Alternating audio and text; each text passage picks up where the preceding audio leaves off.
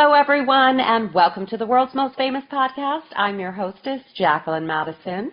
Today, we have a very special guest, Kim Depole, a New York City-based interior designer, blending mindfulness and design. With over 25 years of experience and Oprah-backed exposure, Kim has transformed spaces from the Hamptons to Paris. Through her Designing with Your Mind's Eye method, she guides clients to create homes that reflect their values and well-being. Join us as we explore how she integrates meditation, color psychology, and personal sanctuary creation into her design practice. Let's welcome Kim to the show. Hello, good morning. How are you? Hey, good morning. Good to see you today. Hi. You too. I'm glad to have you. Missed you last week, but I know. here we are. So let's not waste any time. I want to dive into your Not a second. story. Not a second. Not a second. Yeah, exactly. I love your dramatic staircase. That's Thank you. I know, me too, right? It's very princessy. Yes. Okay. I thought you would appreciate it as an interior designer. Oh, yeah, absolutely. That's a grand entrance for sure. Yeah, awesome. Okay, so do tell your whole story. What sparked your passion for interior design? My passion for interior design was sort of an outgrowth of my passion as being an artist. Mm-hmm. I started off as a painter and then went into being a creative director. So it actually is my second career. So I had a very full first career as a creative director of an accessory company and a dream corporate job. It kind of stressed me out, so I did what everybody does. I saved all my money and I moved to Japan. And that is awesome.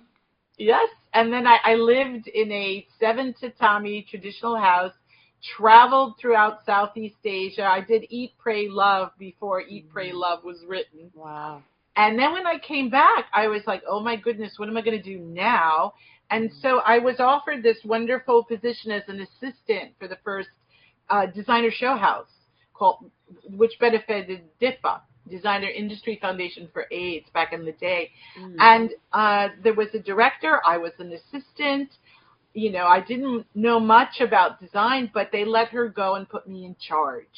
So if you could imagine having your first experience in interior design, being in charge of a townhouse with 4 floors with incredible celebrities, everybody from the designer Alessi to Michael Graves, the architect, to Wolfgang Puck designed the kitchen. It was insane.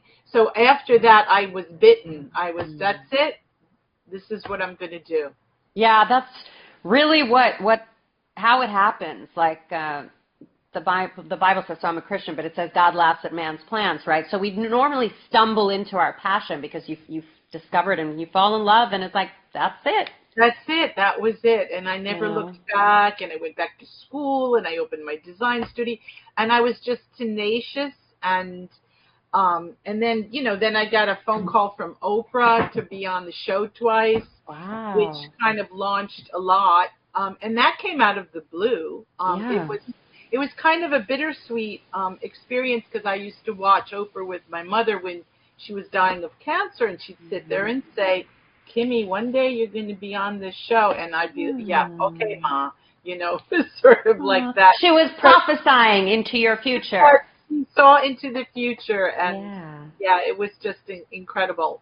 That's beautiful. So now, how did your early meditation practice influence your design journey and even your design practice today?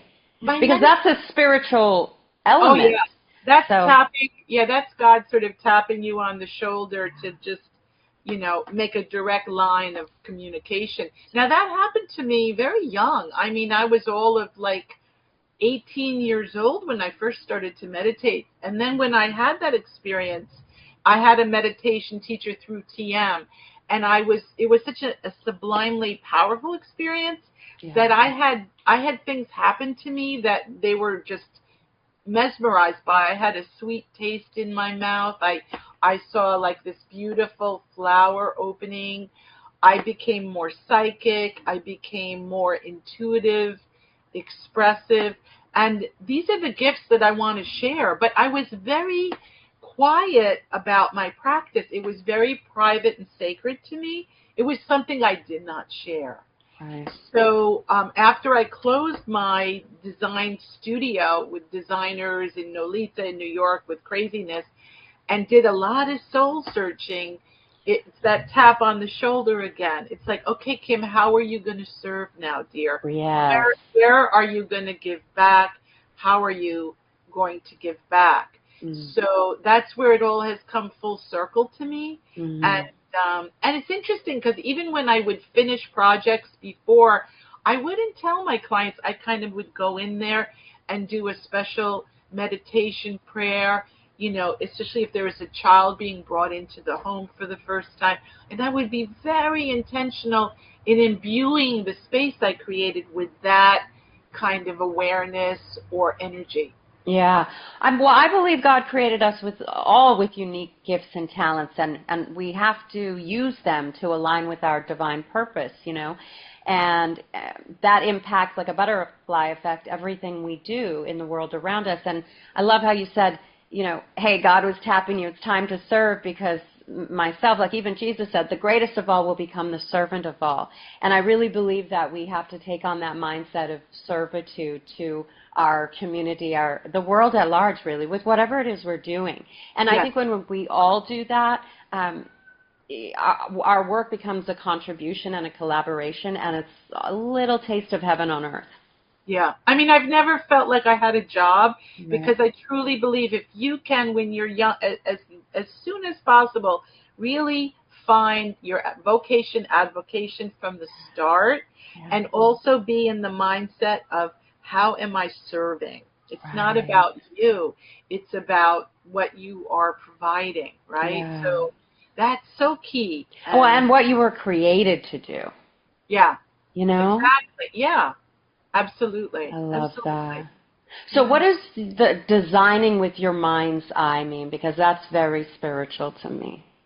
Well, it's really very intentional with combining when you're creating your home. You go into a mindful practice. It's a guided meditation that I share at the beginning.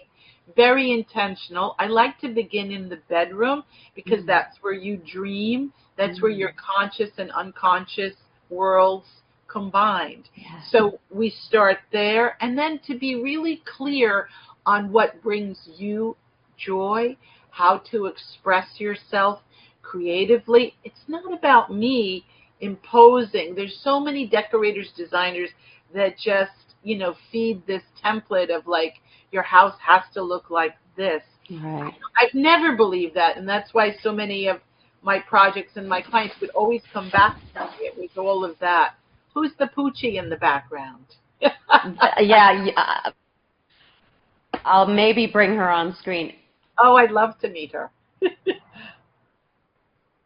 Oh, I can't hear you. But go on. I don't want to let my dogs interrupt. Okay. I have a cat that might start wailing. And remember, I'm in New York City. The car alarm just went off across the street. And I'm like, dear oh, no. God, please let that stop. I know, right?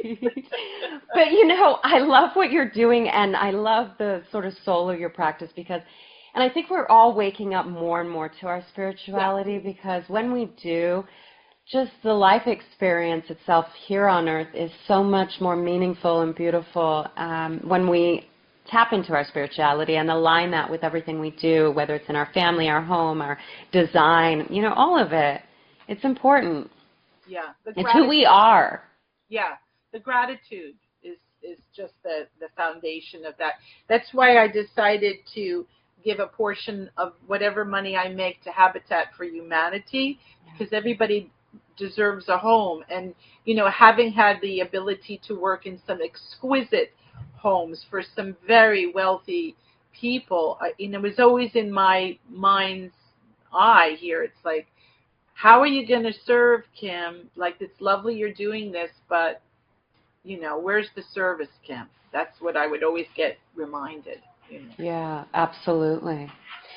So walk me through sort of the process with a new client. You know, they bring you on.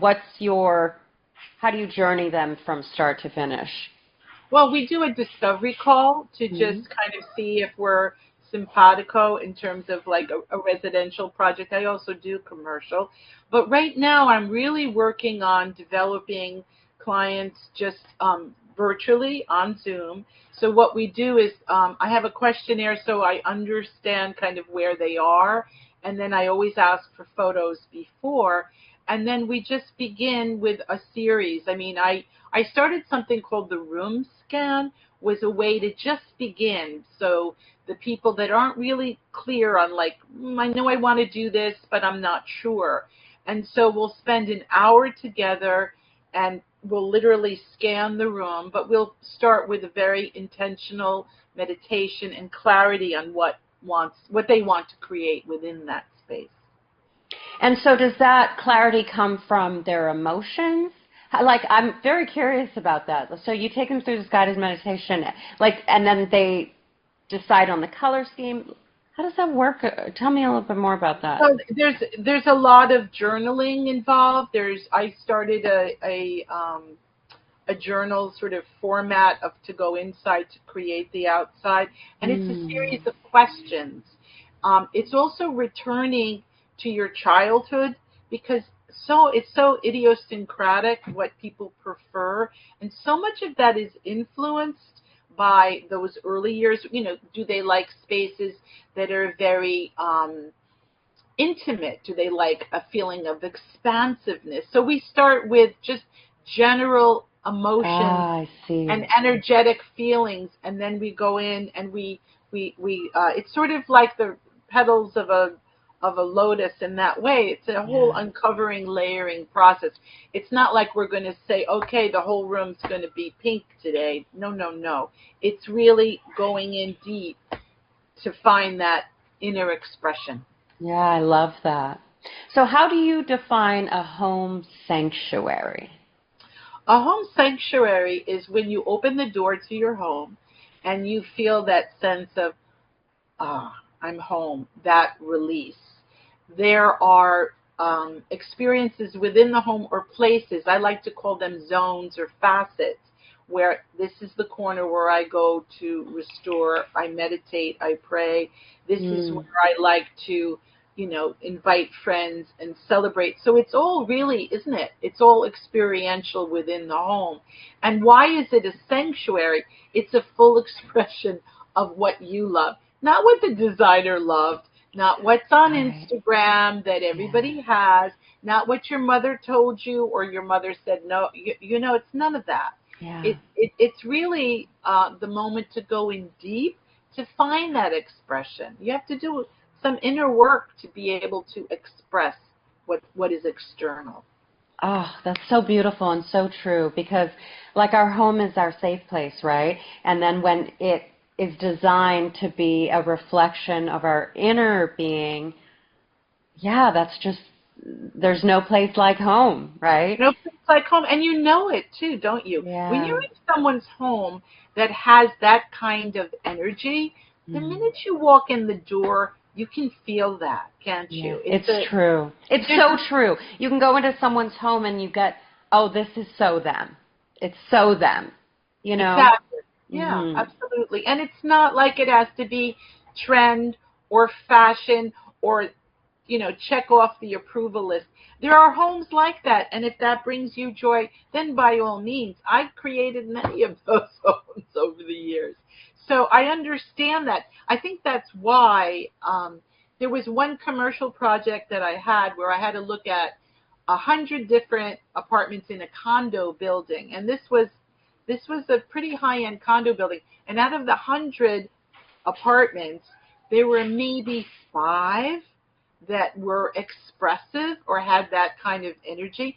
Most just had a big TV and a big sofa and not too much self-expression within those walls. It was shocking to me. So I always planted that seed of, that's where you could make a difference, to, plant that seed of creativity. It's really creativity. It's accessing your own. Yeah, totally. It's just like fashion, which I think is a self-expression, and interior design is that on a larger scale. Yeah. Oh, absolutely. Yes.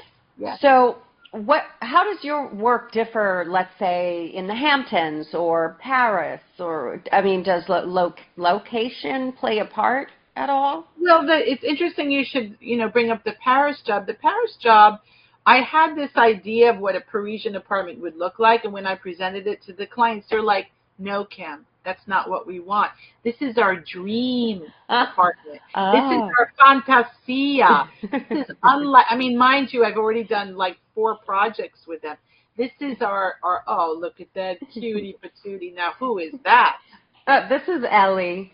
Ellie. Oh, I love. Well, her name's 11, but we call her Ellie. Her brother is 7. So Oh. she's stealing the show right now. She Okay, is. Ellie. She's pretty in pink. She will not be not embraced. I love her pink. She's so cute. So that was an interesting. Yeah, that's an eye opener, huh? The client was like, Yeah, and then yeah. It's really about listening. It's like deep listening. So the location doesn't much matter. It's really who I'm working with, and going through that whole evolution of discovering what brings them joy, what they love. Yeah, absolutely. It's like your home is the canvas, right? And you paint it to be the perfect picture and really a reflection of your heart.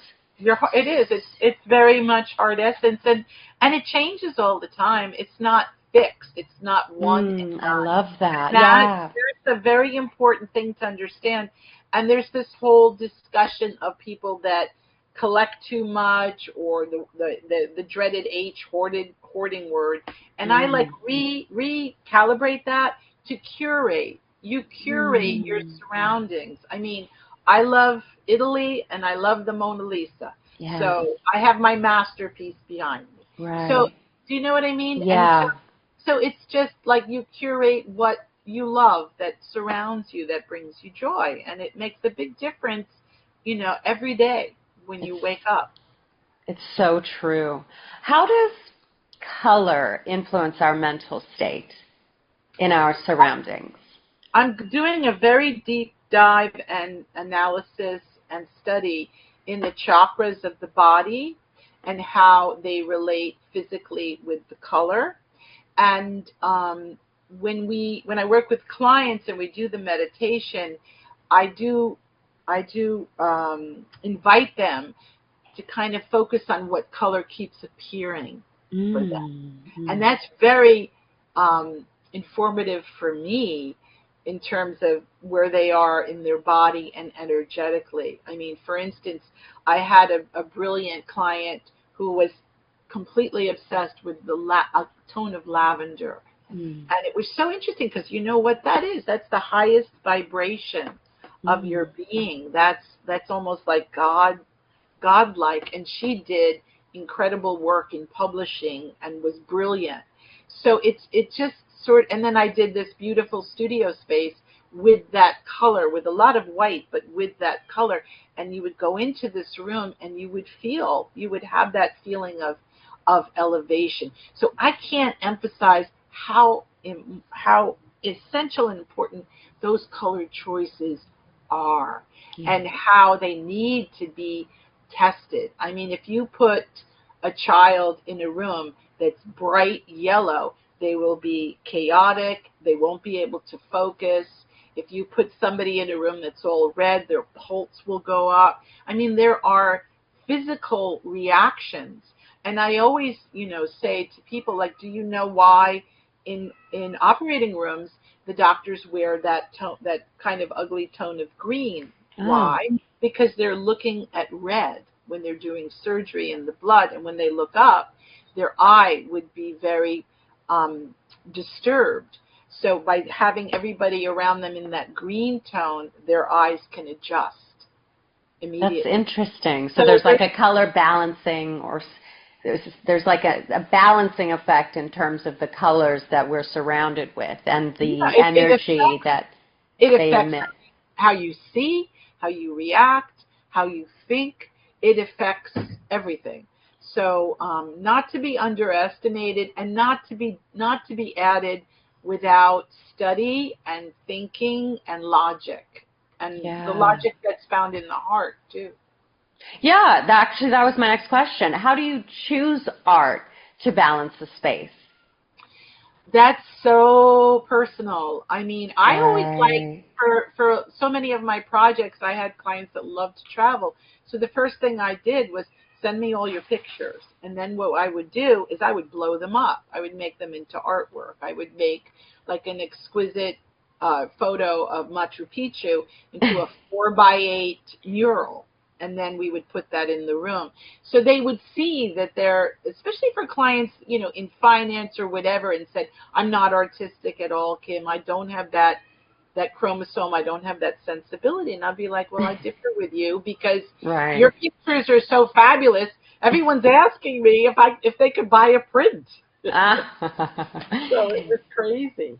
Yeah, I suppose art is, it's completely subjective. Like one piece could be a must-have for somebody, and it could repulse another person, right? So, so you have to, it has to resonate with you. You can't just put any piece in a space and think it's going to sort of satisfy the viewer, right?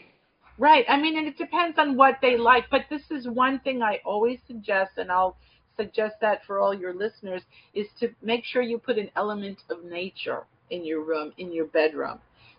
Specifically, I love that idea. Mountains or a landscape or trees, because the fractals of the pattern will bring you serenity, will give you a sense of peace and calm. It's an absolute fact that if you're surrounded by images of nature, that you will heal faster if you're in the hospital. That's an absolute fact.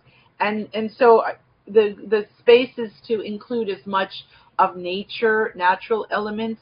And, you know, does it have to be artwork? It could be like an exquisite imprint of a leaf on, you know, on a plate. So that there's that layering of nature. There's that reference of nature. I love that. And I believe it because it's, you know, I feel like it takes me back to Garden of Eden, right? Where it's like the true roots of who we are is like to be in nature and with nature and connected to God. And so that makes perfect sense that just even the very visual of nature does something to our spirits that calms it, you know? Absolutely. And even in like children's rooms, I always love to do some sort of tree element. Why? Because they understand, what do you do when you have a child? You give them roots and wings. Aww. And they see their whole, you can make so many analogies with that. You can make so many teachings and references. And there's also a wonderful collection of bookcases that are made that look like a tree that you can put your books in. So, yeah, I mean, there's nothing more fun than designing play spaces and children's spaces. Children's spaces, yes. Like me, I'm obsessed with butterflies lately. So like a little kid, I'm putting like fake tattoo butterflies on me.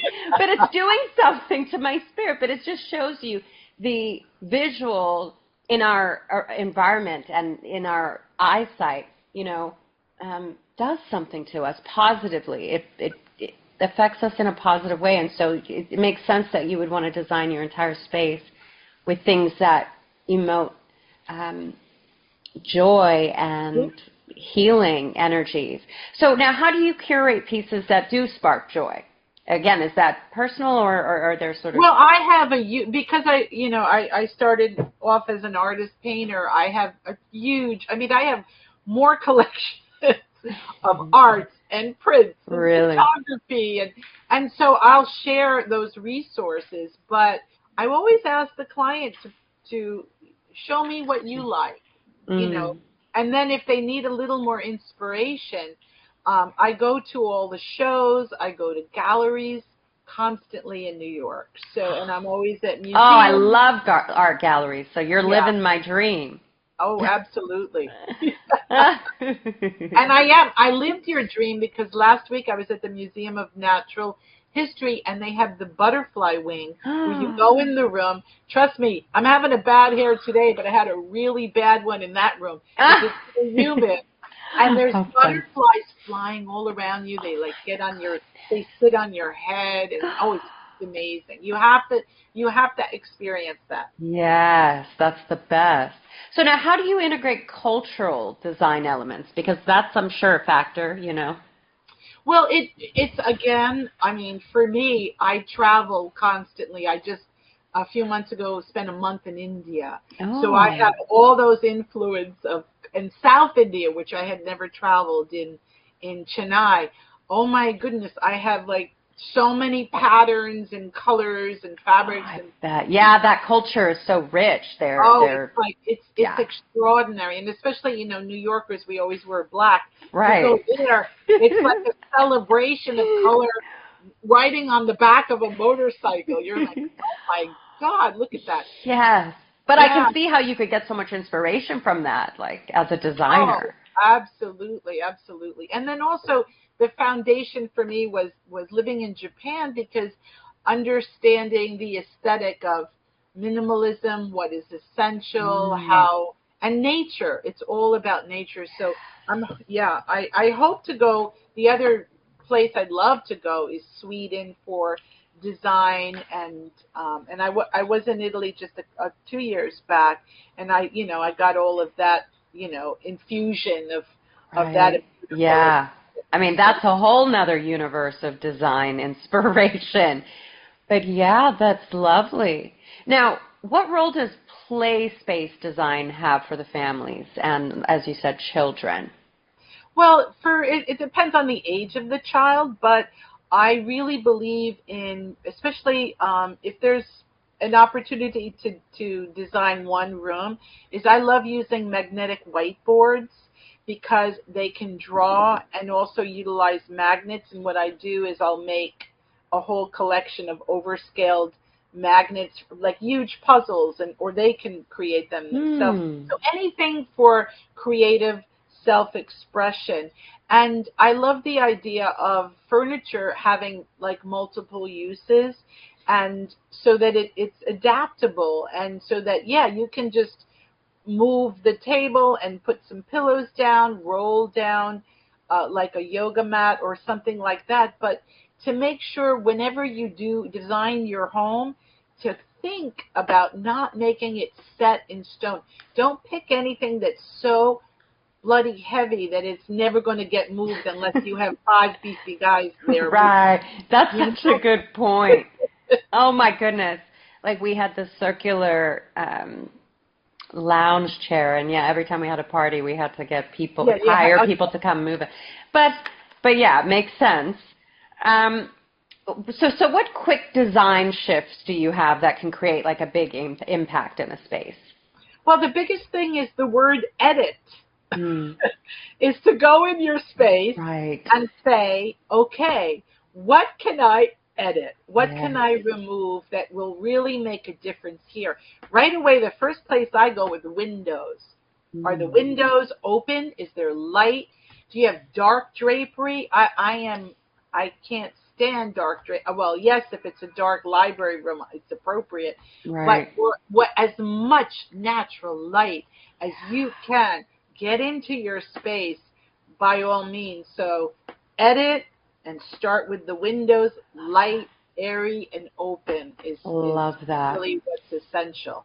Yeah. So now how do you support empty nesters, let's say, who are resetting their homes after kids have now gone off to college, and now what? Now that's an interesting process because that's a lot of releasing. That's a lot Yes. of, okay, being really clear. What's going to happen to the child's room? Are you going to make a little homage, temple to, or are you going to have a serious conversation and say, look, I need my craft room. I Right. need a guest room. I love Yes. you. There's a pull-out sofa. Honey, I've always wanted my art room. It's about time. It's like I've Right? sacrificed enough. Yeah, exactly. Yeah. Finally. So Finally, it's about me again. yeah, at long last, I get Right. my own room. But Yeah. so there's that conversation to have with your family, isn't there? Yeah. Hello. And so But it once is a new chapter, so yeah. yeah. So and I love, if they want to start fresh and like buy a couple of new pieces, but I always advise hold on to the pieces that are your touchstone that are like a sweet memory. And who cares if somebody comes over and says, oh my God, that chair is so ugly? Who cares? I love that chair. That was Right. my Aunt Emily's chair, and it stays. Yeah, that's funny. Sometimes you do have those, and it's like the wife's begging the husband to get rid of it, but he absolutely never will, and she shouldn't force him. Because that's that's the other key, I think, and correct me if I'm wrong. Sentimental value of things in your personal design, are important too. Like I have certain things that I like on my wall that are inspirational or something, or if like a piece of artwork I got as a gift, and it's like I keep it just because it was a gift and that was a memory, not necessarily because it's the right thing, but sentimental value also holds space for me. Yeah, oh, absolutely. And the thing too is when you have collections and then you have too many collections, be intentional with making them feel like a collection. So if your husband has a million tchotchkes and you're losing your mind, it's like, okay, dear, 5. Let's put them here. Let's get a glass vitrine. So we focus on it, and let's put these away in the drawer, and then we could rotate them. Because that's the thing. When you have too much, you don't see a thing, do you? So to think about curating and collections and being intentional in those choices. Brilliant. So how can people start working with you? And I know you have a quick start Zoom session, right? So tell us how they can get in touch with you, how can they start working with you, and that sort of starting process. Yeah, absolutely. Well, I have all of my links and such are on my website, which is Depole Design. And I like to start with a phone call, a discovery, and have a little exchange and see, what you need and how I can be of service. I also have a new series I launched on Substack that is called Letters from the Heart. And I'm already up to number 4. And then there's all different, aspects of like, mindful interiors where I give you more lessons. And then I invite questions. I grew up with like Ann Landers and all that with the questions. And that has been my fantasia to be the person that you just ask a question of, because I love I'm the person you come to if you need to find something specific. I'm like the resource queen. So I love if anybody asks me a question. So I put that invitation out on my Substack platform. Well, I love that you're the resource queen, so to speak, because people who are looking for a highly curated design experience for any space, whether business, office, home, personal, child room, that's exactly what they need. Someone who is resourceful to go and find a certain piece that's just going to be absolutely perfect for what it is that they're looking to create. Yeah. And sometimes you do get very specific needs. Oh, absolutely. Absolutely. I had one request from a developer. They wanted me to design a tween room. And I was like, what is a tween room? Oh, that's where they go and study. So, of course, because, there's the eccentric aspect of me, I made it an underwater space. So I put tile on the floor that looked like water. I got a wallpaper. It looks like you're immersed in the pool. And I got this incredible muralist to paint on the ceiling the bottoms of everybody swimming. And then I had, swim at no lifeguard on duty. I had goggles all over the place. And I went one step beyond, because that's sometimes, when you're a designer artist, sometimes you do need someone to pull you back. But remember those swimming caps with the flowers? So I made pillows out of those. Oh, my goodness. Wow. So creative. It was so fun. And they wound up using the space for cocktail parties. How funny. That's awesome. So what inspires your continued growth as a designer? Wow. Is it your travel? Travel, my meditation. Oh, actually, I just started again. There's a wonderful, I'm sure you've heard of The Artist's Way, Julia Cameron. And she has something called morning papers. So you get up and it's 3 pages every morning and you just write. And that has been an incredible resource, because I did my entry today, and I didn't stop at 3. I think I had like 6 pages, but I had a lot to do today. Yeah. But it's a beautiful way to just, release whatever this craziness that goes on, and then it starts to make sense. And That's so beautiful. It's so true and embodies the essence of who you are, Kim, as a designer, because you're practicing what you preach, so to speak. You're going in order to express outward. And so you're leading your clients into that same beautiful journey of self-awareness.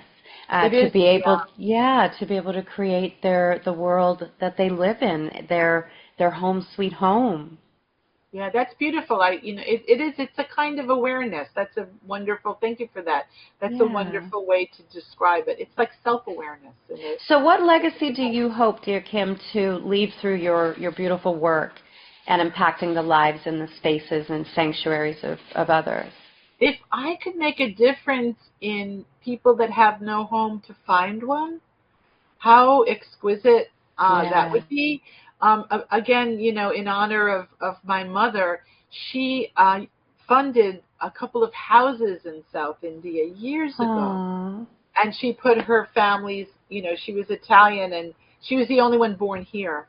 Oh. And she put Di Simone on the top of the entry to all these houses. And then there I was in South India. I couldn't find the houses. It was such a long time ago.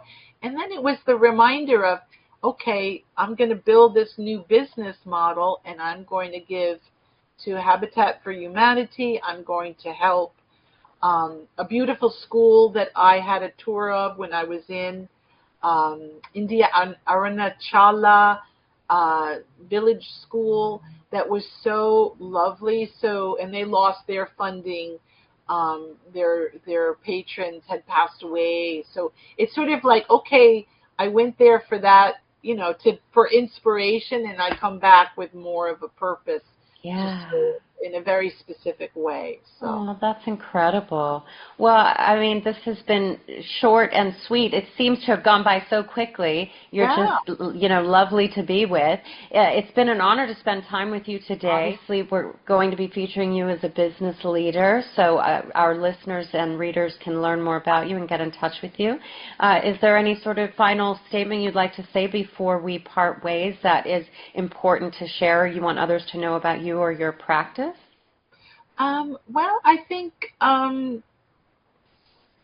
just repeat my mantra: to create the outside, one needs to go inside, and I would be honored to serve as your guide. Yes, I love that. And again, it's depoledesign.com. And now, are you available internationally? Yes. Okay, excellent. Yeah. Wonderful. What is the weather like in New York right now? It's nice and hot and steamy. It's been raining and raining and raining. So it's a bad hair week. I just give it up. Well, I'm so glad we got the chance to connect today and made the call. So it's really been an honor to meet you. And who knows, maybe we'll be working together on a design space of my own. That would be fabuloso. Wonderful. Yeah, absolutely. Well, wishing you all the best. God bless you. And thank you so much for your time today, Kim. Thank you. It was a pleasure. Bye. Thank you. Ciao. Ciao.